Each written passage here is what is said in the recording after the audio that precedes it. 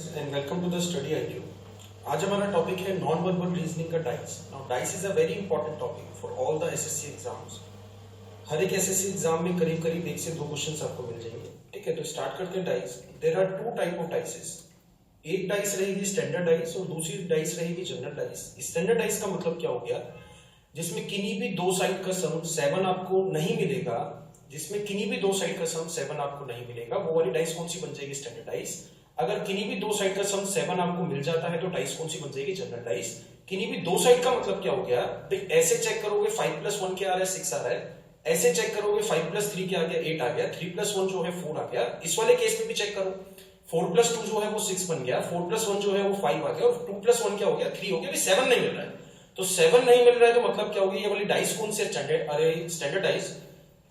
एक चीज इसमें ध्यान रखना, ये जो दो डाइसेस आपको दिए गए हैं, ये एक ही डाइस के दो अलग अलग केसेस दिए गए हैं। ये दो अलग अलग डाइस नहीं है, या तो डाइस स्टैंडर्ड रहेगी या फिर डाइस जनरल रहेगी। अगर किसी भी केस में किन्हीं भी दो साइड का सम 7 नहीं मिलेगा तो आंसर क्या बन जाएगा, स्टैंडर्ड डाइस है। अगर किसी भी केस में किन्हीं भी दो साइड का सम 7 मिल गया तो केस कौन सा बन जाएगा, जनरल डाइस। ओके, तो यहां पे स्टैंडर्ड डाइस अगर आपको पता लग गया है कि डाइस जो है स्टैंडर्ड डाइस है, तो उसमें अपोजिट वाली साइड्स का सम जो है वो 7 होता है।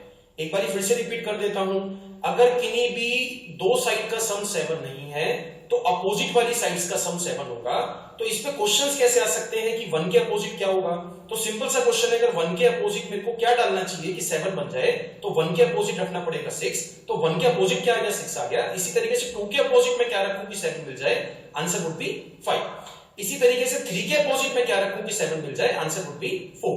तो ये केसेस इनको याद कर लेना। 1 के अपोजिट हमेशा 6 आएगा, 2 के अपोजिट हमेशा 5 आएगा, 3 के अपोजिट हमेशा 4 आएगा in case of standard dice. भाई यहां पे भी अगर देखोगे ये 4 केसेस आपको दिए गए हैं, तो ये 4 केसेस, ये 4 डाइस नहीं है, एक ही डाइस के डिफरेंट डिफरेंट केसेस आपको दिए गए हैं। तो इसमें से किन्हीं भी दो साइड का सम 7 नहीं है। यहां पे भी फर्स्ट केस में भी नहीं है, सेकंड केस में भी किन्हीं भी दो साइड का सम 7 नहीं है, थर्ड में भी नहीं है, फोर्थ में भी नहीं है। तो मतलब क्या होगा, ये वाली डाइस स्टैंडर्ड डाइस है। ओके, तो जनरल पे आते हैं। जनरल अगर मैं आपको दिखाता हूं तो ये जो केस है वो जनरल डाइस का है। तो यहां पे 3 + 2 जो है 5 है, 4 + 2 जो है 6 है, 4 + 3 जो है वो 7 है। तो फर्स्ट केस में इन दोनों साइड्स का सम जो है वो 7 है। 7 है तो कौन सा केस बन गया, general is the right answer. ठीक है, तो यहां पे भी चेक करोगे तो किसी भी केस में किन्हीं भी दो साइड का सम 7 मिल गया तो केस कौन सा बन जाएगा, जनरल। जैसे यहां पे 4 + 3 जो है वो 7 मिल गया, तो 7 मिल गया तो केस कौन सा, जनरल। नाउ जनरल के दो केसेस हैं। ठीक है, फर्स्ट केस है when only one number is common।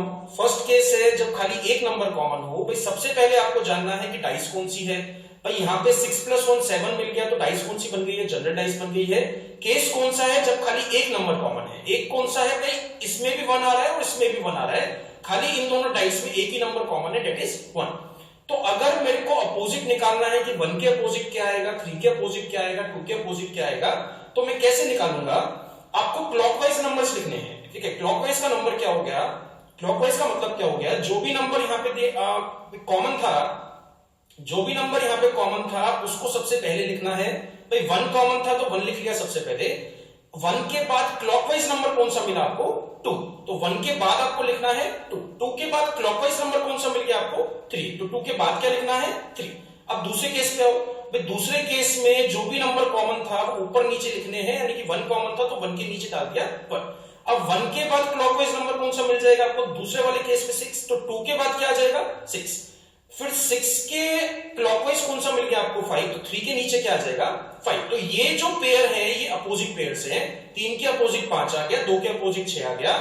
1 मिल चुका है, 2 मिल चुका है, 3 मिल चुका है, 6 मिल चुका है, 5 मिल चुका है, 4 नहीं मिला है, तो 1 के अपोजिट कौन सा नंबर आ जाएगा, 4 is the right answer. I hope ये समझ में आया होगा आपको। This is first case when only one number is common, खाली एक नंबर कॉमन है, 1। ठीक है, सेकंड केस आते हैं। सेकंड केस है डाइस का, जनरल डाइस का। जनरल डाइस का जो दूसरा केस है वो क्या है, when only 2 numbers are common, जब खाली 2 नंबर कॉमन। भाई सबसे पहले आपको क्या जानना है कि केस कौन सा है, जनरल डाइस का केस है या फिर स्टैंडर्ड डाइस का केस है, डाइस कौन सी है।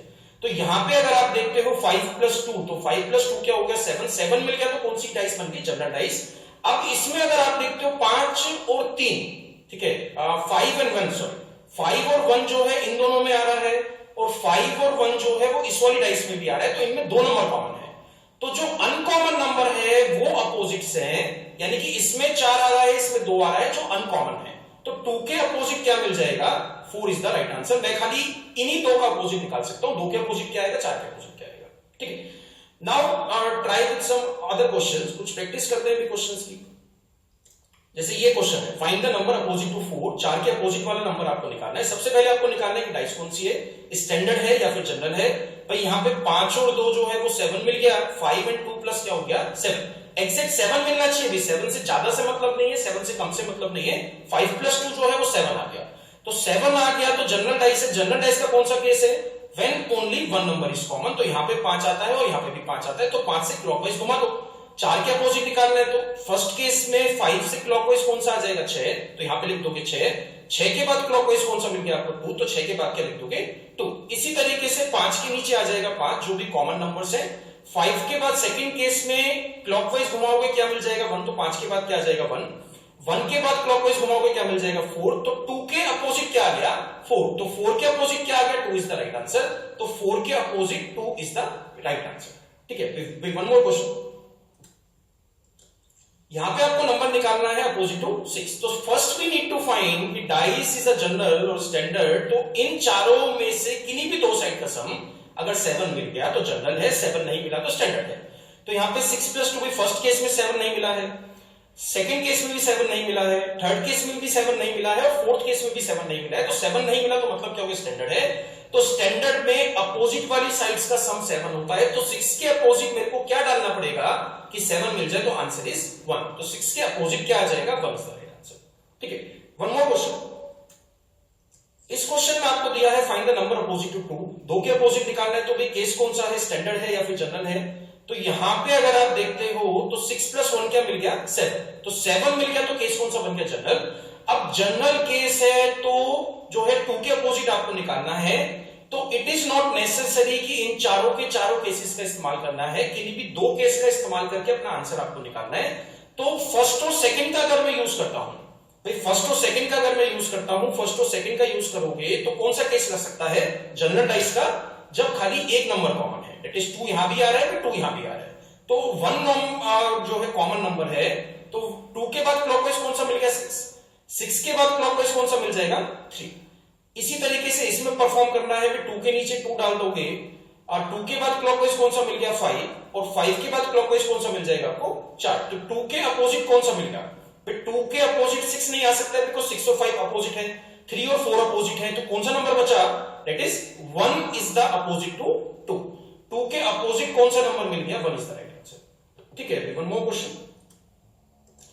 इसमें भी आपको निकालना है find the number opposite to 2। 2 के अपोजिट निकालना है, केस कौन सा है, केस जो है जनरल डाइस का है, बिकॉज 6 प्लस 1 क्या हो गया, 7। तो 7 मिल गया तो जनरल डाइस है। जनरल डाइस का मैं कौन सा केस यूज कर सकता हूं, तो यहां पे 3 के 3 यूज नहीं करने हैं, 3 में से किन्हीं 2 का यूज करके आंसर आपको निकालना है। तो अगर मैं जैसे फर्स्ट और थर्ड का यूज करता हूं, अगर मैं फर्स्ट और थर्ड केस का यूज करता हूं, दोनों में जनरल डाइस का कौन सा केस लग सकता है, जब 2 नंबर कॉमन है। यहां भी 4 आ गया और यहां भी 1 आ गया, यहां भी 4 आ गया और यहां भी 1 आ गया। तो 2 के अपोजिट कौन सा नंबर मिल जाएगा आपको, 2 इज द राइट आंसर। जो नंबर कॉमन नहीं है वो आमने सामने वाले हैं, अपोजिट वाले। ठीक है, वन मोर क्वेश्चन। अब इसमें आपको निकालना है find the number opposite to 1। 1 के अपोजिट आपको निकालना है। तो 1 के अपोजिट में कैसे निकाल सकता हूं, केस कौन सा है, जनरल है, स्टैंडर्ड है।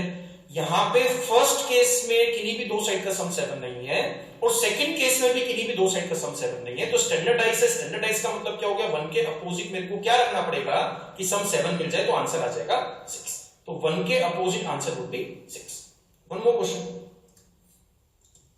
Find the number opposite to 4। 4 के अपोजिट निकालना भी केस कौन सा है। यहां पे अगर आप देखते हो 6 प्लस 1, तो 6 प्लस 1 क्या हो गया, अभी 7 मिल गया। तो केस कौन सा मिल गया, जनरल। जनरल का मैं कौन सा केस यूज कर सकता हूं 4 के अपोजिट निकालने के लिए। तो यहां पे अगर आप इन दोनों केसेस को देखते हो, तो इनमें एक नंबर कॉमन है, दैट इज 6। 6 यहां पे भी आ रहा है और 6 यहां पे भी आ रहा है। तो 6 से क्लॉकवाइज घुमा दो। भाई 6 के बाद क्लॉकवाइज घुमाओगे, यहां से जब नेक्स्ट क्लॉकवाइज नंबर देखोगे तो क्या मिल गया, 2। तो 6 के बाद क्या मिल जाएगा, 2। 2 के बाद क्लॉकवाइज कौन सा मिल गया आपको, 4। तो 2 के बाद क्या आ जाएगा, 4।